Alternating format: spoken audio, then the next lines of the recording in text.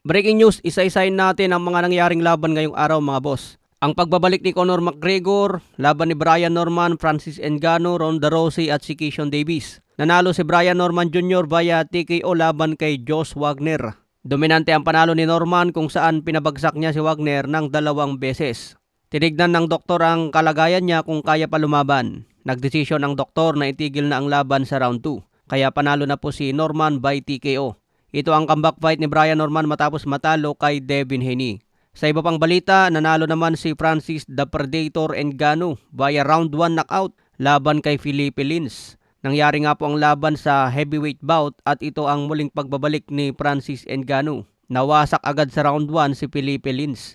Inaasahan na ang panalong ito ni Ngannou dahil malaki ang agwat sa laki at timbang. 116 kg si Ngannou samantala si Felipe Lins 100 kg. Dahil sa panalong ito ni Ngannou, may bagong record sa MMA na 19 wins, 3 losses. Matapos ang laban, hinamon niya agad si Jon Jones na bumalik sa MMA at magharap na sila. Samantala, sinabi naman ni Jake Paul, ako na ang promoter mo ngayon Ngannou, pero balang araw sana makalaban kita sa boxing. Sinabi rin ni Jake Paul na handa ikasa ang mga bigating laban sa MMA na hindi kayang ikasa ng UFC.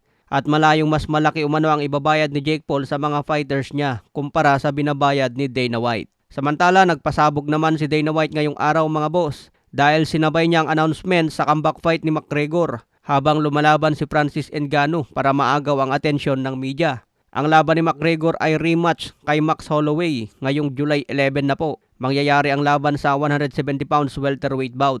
Unang laban nila naganap noong 2013 kung saan panalo si McGregor by unanimous decision. Kaya abangan ang muling pagbabalik ni McGregor sa kanyang edad na 37. Huling laban niya 2021 kung saan natalo kay Dustin Poirier dahil nabalian ng paa. Kaya abangan po natin ang muling pagbabalik ng alamat. Samantala natalo naman si Nate Diaz kay Mike Perry via TKO sa round 4. Grabing bakbakan ang nangyari sa dalawang ito. Panoorin na lang po ang highlights sa UFC. Sa ibang banda main event sa laban ni Ronda Rousey versus Gina Carano. Mabilis nga po natapos ang laban dahil 17 second lang po sa round 1. Nahuli agad ni Ronda Rousey ang kamay ni Gina Carano. Bumato ng isang leg kick si Gina Carano pero sinunggaban agad ni Ronda Rousey at tinekdown. Pagka-takedown nila mga boss, nahuli agad ni Ronda Rousey ang kamay at nilak niya ito. Kaya panalo na agad si Ronda Rousey by submission sa round 1. Napakaliit po ng odds kapag tayaan si Ronda Rousey by submission. Edad 39 na si Ronda Rousey at edad 44 na si Gina Carano. Pagdating naman po sa laban ni Keyshawn Davis, panalo siya by unanimous decision kay Nahir Albright.